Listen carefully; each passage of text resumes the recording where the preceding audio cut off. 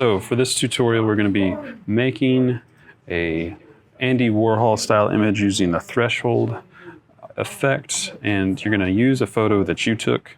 I've got one here that I took of my son a while ago. You can use any old photo or you can take a new one. It's up to you, but you need to use a photo that you took. So we're going to be simplifying this image a lot, so if there's anything in the background, you want to remove the background to start with.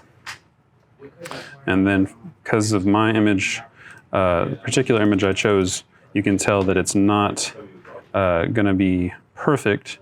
So if I want to make that look a little bit better, I can do add to mask here, and I can try to make that a little bit better.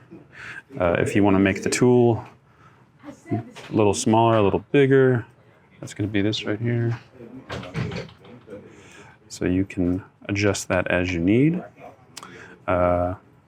If you adjust something and you don't like the way it looks, remember you can always Control Z to get rid of it. So that's going to be the start of our image. I'm going to do Control 0 to get back to the whole image. And as you can see, Andy Warhol always does like square-sized stuff. So I'm going to make my size squared size. I'm going to go use the crop tool right here, and it gives me options here. I want to do a 1x1 square, and then I can move the image in within that square how I want to look that, and that looks good, so I'm going to click Done. If I want to move it any more after that, you can. You just need to go to the Move tool, and you can stretch it out as you need to make yours look the way you want to look. Next up, we're going to go ahead and duplicate this layer. So I got the layer selected. I'm going to use Control J to duplicate the layer, and I'm going to put Top as the name of the layer. Just helps me remember these types of things. And then we're going to make a threshold adjustment layer. To do that, I need to go down here into this little icon. I got to select this first. This little icon.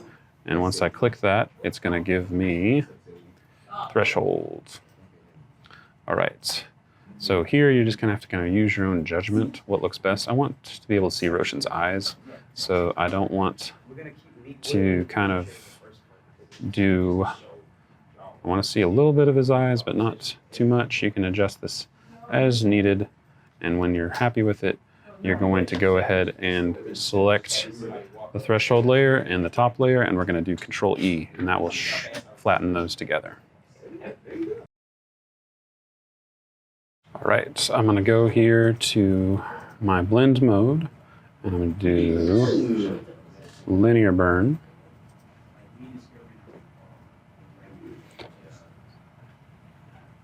So you can see that kind of burns in, makes it look a little bit different. We're going to use that as a starting point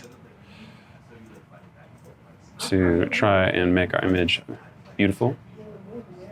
And I'm going to turn off my bottom layer for now because that's just kind of a guiding point. So we're going to add a new layer now. So I'm going to click this little plus button, and that needs to go underneath the first layer, and this is going to be our background. So whatever color you choose is up to you. I'm going to use a purple. I am in Essentials mode. If you need to switch back to Essentials modes, if you're not seeing what I'm seeing, you can always hit reset too. And then now I need the paint bucket tool. So the paint bucket tool, because I've got that layer selected, the paint bucket tool is going to fill up that. So that's going to be my background. And basically from here on out, you're going to be using the brush tool and be able to add layers of any different colors that you want to use to make the colors the way you want to make them look. I would suggest for your brush tool, there's my brush tool here.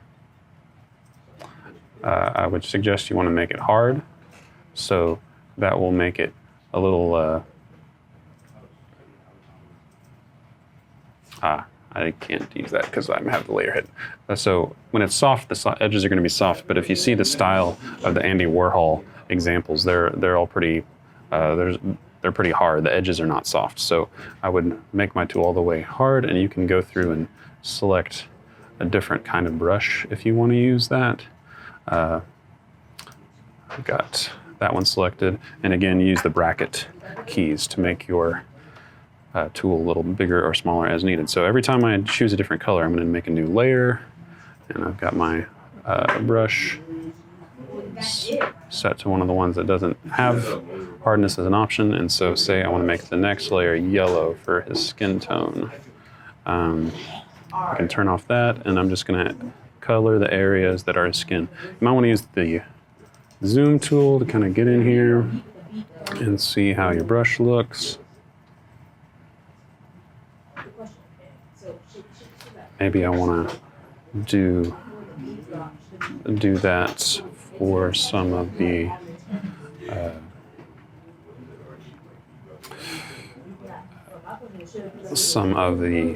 necklace. So I'm just doing this real quick. You can make yours look however you want to make it look, because it's your world. I guess I'll color that later. I can come back and color that later. I'm just going to make sure it's a solid. Again, you can make that tool bigger as you need, big as you need to make it. And if you want to choose a tool that's got rounded edges instead of the one that I chose, you feel free to do that. I am letting you use your creativity here to make it look fabulous.